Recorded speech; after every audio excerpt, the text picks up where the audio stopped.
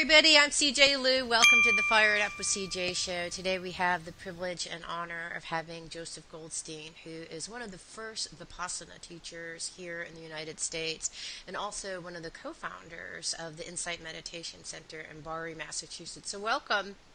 Thank you, CJ. So today we're going to be talking about this book. First of all, an incredible book. I love this book for so many different reasons. One is that you share so much of yourself and your stories, and I was somewhat fascinated that you share the same human experiences that I do. I don't know why you wouldn't be, because you're human as far as I know. Yes. But it was kind of interesting to say, oh wow, this gentleman who you've been studying Buddhism since the 70s, is that right? And I know that Actually, since the 60s. Since the 60s. I was in the Peace Corps in Thailand in 65 to 67. So just that's when it all college. started, right? Yeah. So since the 60s, you've been studying this, and the book makes it seem as if you still have, you still struggle with these issues of, the hindrances, whether it's lust or desire, anger, or I can't remember the exact words, but you're still struggling with these emotions and feelings. I think, are you now in some enlightened state and no longer struggling, or do you still feel these things? Well, I think there's a difference between feeling them and struggling with them. Okay. And one of the benefits of practicing mindfulness, of meditation, especially over all these years, is it becomes a lot easier to be with these different emotions without struggle, without either judging oneself or getting as involved in them as one normally would. And so all these things still come, but there's a lot more ease in the mind, a lot more spaciousness in the mind around them.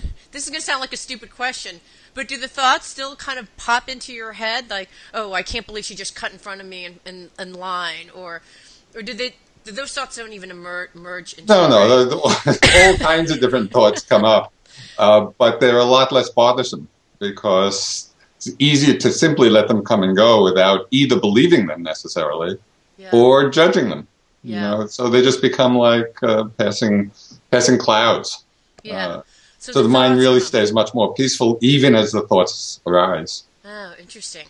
So the thoughts are still occurring. I mean, the hindrances are still part of your life, for better or worse. Oh, definitely. Although after 40 years of practice, they have calmed down a bit. Yeah. Okay. Yeah, so definitely. So this is my question, because I thought, all right, so this gentleman has been studying this for 40 years. I just started 10 years ago.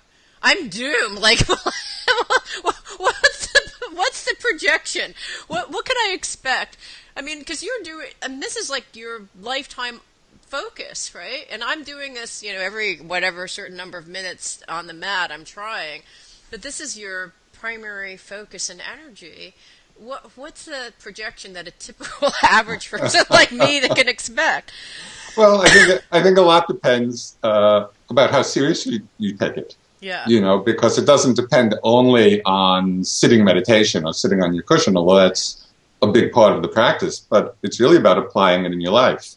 Yeah. And there are many arenas of life that we can apply awareness or mindfulness. Yeah. And so if you are actually making the effort to do it, then the benefit will come quicker.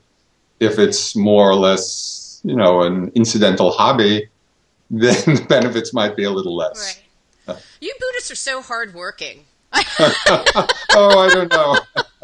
At times. I was just reading something. I was just reading a Taoist, and it's like, try not to try. And I thought, I kind of like that, No, well, actually, this is an important point, because people often misunderstand kind of the whole idea of effort, and they think it's about struggle and about efforting, and it's really more about relaxing. Yeah. I live in a small town in Massachusetts called Barre, Massachusetts.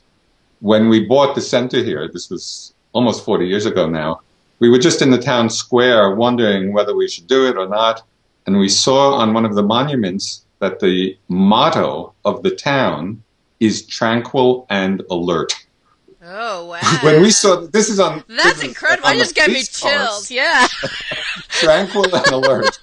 Wait, you said this is on the police cars? Yeah, exactly. Come on. So that's the Wow. balance we're looking for. You know, it's not an efforting, it's not a struggle. It's to be relaxed, but also alert, not to just let the mind, wander off. I don't know. A lot of the Buddhists that I've met, because I've met a lot of Buddhists, Mhm. they're so earnest and hardworking. It's kind of like Oh, I gotta cut maybe it you're in the through, wrong.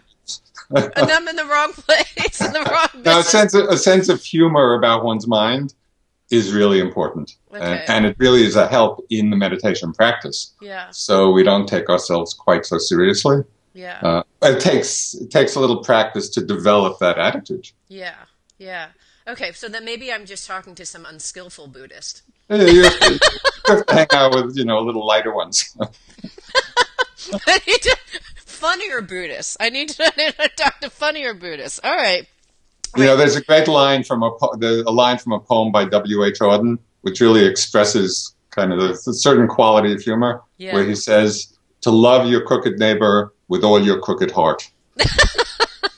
And so it's that acknowledgement of the commonality, of all of our experience. I know. Well, I always find it so interesting because when I kind of talk to a lot of spiritual people, and they all start off really serious.